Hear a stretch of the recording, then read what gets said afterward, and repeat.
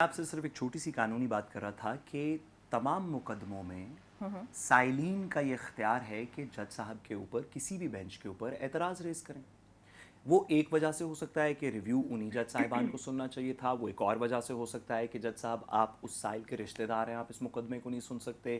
وہ ایک اور وجہ سے ہو سکتا ہے کہ جج صاحب آپ نے پہلے اس پہ فیصلہ ایک اور مقدمے میں کر چکے ہیں, آپ دوسرا مقدمہ نہ سنیں, سو آن اینڈ سو فورتھ. اس کی بہت ساری وجوہات ہو سکتی ہیں. یہ حق ہے آئین پاکستان کے اندر تحریر شدہ, سی پی سی سی آر پی سی کے اندر ایکسپریسلی سٹیٹڈ, سپریم کورٹ کی ججمنٹس کے اندر کم از کم اس کے اوپر 500 سے زیادہ ججمنٹس ہوں گی کہ سائلین کا حق ہے کہ وہ کسی بھی بینچ کے اوپر کسی بھی وجہ سے اعتراض اٹھائیں. بینچ کا استحقاق ہے کہ وہ اس اعتراض کو سنیں, اس کے بعد فیصلہ کریں کہ اعتراض ٹھیک ہے یا غلط ہے. حامد خان صاحب کا یہ کہنا ہے کہ سپریم کورٹ رولز 1980 کے اندر یہ تحریر شدہ ہے اور اس کے اوپر سپریم کورٹ کی بے تحاشا ججمنٹس بھی موجود ہیں, جس میں ہبارہ بسٹرڈ کیس والی ججمنٹ ہے, جس کے وہ تلور والی جو بھالپور ریجن والی ججمنٹ ہے سپریم کورٹ تک گئی, جس کے اوپر قاضی فائز عیسیٰ صاحب کے مقدمے کی ججمنٹ ہے جو ان کا اپنا مقدمہ جب ریویو میں سنا گیا, سو آن اینڈ سو فورتھ, جس میں سپریم کورٹ نے یہ اپنی ججمنٹس میں تحریر کر دیا سپریم کورٹ 1980 کے پروسیجر رولز کو انٹرپریٹ کرتے ہوئے کہ ریویو صرف وہ سنے گا جس بینچ نے مین مقدمہ سنا ہو. یہ آبجیکشن حامد خان صاحب نے ریز کی بینچ کے سامنے. عدالت کا یہ آرگومنٹ ہے جو کہ ابھی اپنی ججمنٹ کے اندر وہ جو تفصیلی ججمنٹ آئے گی, کیونکہ شارٹ آرڈر کے اندر تو اس طرح تفصیل نہیں آئی, تفصیلی ججمنٹ کے اندر جو بات ہوگی, عدالت کا یہ آرگومنٹ ہے جو ہمیں حامد خان صاحب کے رسپانس کے اندر بھی سنائی دیا کہ 26ویں ترمیم کے بعد آئینی بینچ جو بھی کانسٹیٹیوٹ ہوگا وہ اس کا ریویو سنے گا. ٹھیک. اور عدالت کا یہ کہنا ہے کہ یہ آئیڈیا 26ویں ترمیم کا اوور رائڈ کرتا ہے ان تمام پرنسپلز کو جو ماضی میں ریویو کے بارے میں تھے کہ وہی والا بینچ ریویو سنے گا. بالکل درست بات ہے, عدالت یہ سیٹل کر دے.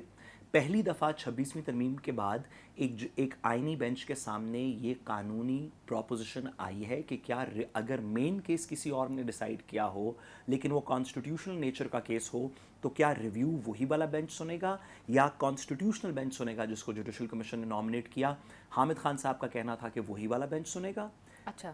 آئین جو یہ بینچ ہے اس کا یہ کہنا ہے کہ نہیں, ہم جو کہ جوڈیشل کمیشن سے نامنیٹ ہوئے ہیں ہم یہ مقدمہ سنیں گے, کیونکہ ماضی میں اس کی کوئی نظیر نہیں, اس کا کوئی پریسیڈنٹ نہیں. یہ 26ویں ترمیم کے بعد پہلی دفعہ اس طرح کا کوسچن ریز ہو رہا ہے.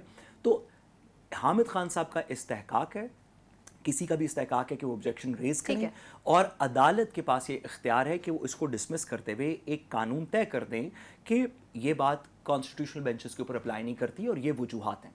تو یہ آبجیکشن ریز کر دینا, یہ کہنا کہ کیونکہ آپ نے بینچ پہ آبجیکشن ریز کی تھی تو آپ کو مقدمہ اس بینچ کے سامنے آرگیو نہیں کرنا چاہیے, تو میں آپ سے حلفاً کہنا چاہتا ہوں کہ اس وقت پاکستان کے اندر عدالتوں میں جتنے زیر التوا مقدمے ہیں اس میں کم از کم 10,000 سے زیادہ ایسے مقدمے ہوں گے جس میں کسی وکیل نے یا سائل نے بینچ کے اوپر آبجیکشن ریز کیا کہ سر آپ نہ سنیں.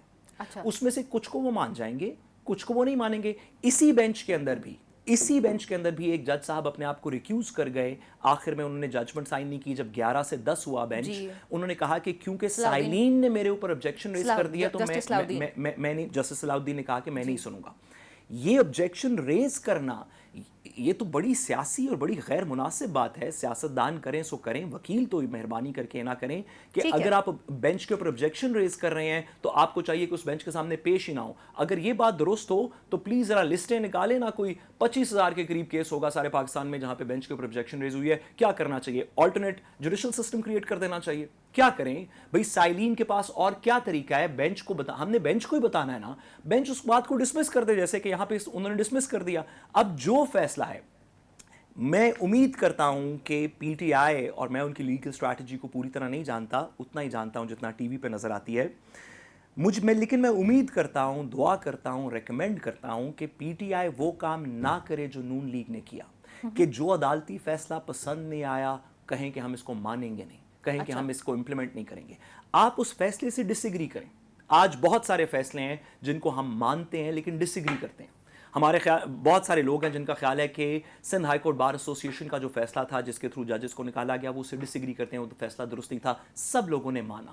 بہت سارے لوگوں کا جو مقدمہ ہار جاتا ہے اس کا خیال ہوتا ہے کہ یہ فیصلہ ٹھیک نہیں، لیکن سب لوگ مانتے ہیں جو نون لیگ نے روایت ڈالی کہ 12 جولائی کا فیصلہ ہو، ناپسند تھا، نہیں مانیں گے، پورا سال گزار دیا، نہیں مانا، اس سے پہلے 90 دن الیکشن، یہ روایت نہیں ڈلنی چاہیے۔ فیصلے پسند ہے ناپسند ہے اس میں کوئی مسئلہ نہیں، فیصلوں کو امپلیمنٹ ہونا چاہیے۔ ٹھیک ہے، اچھا آمنہ، آپ کو کیا لگتا ہے کہ جو ایک عام آدمی آج وہ آسان الفاظ میں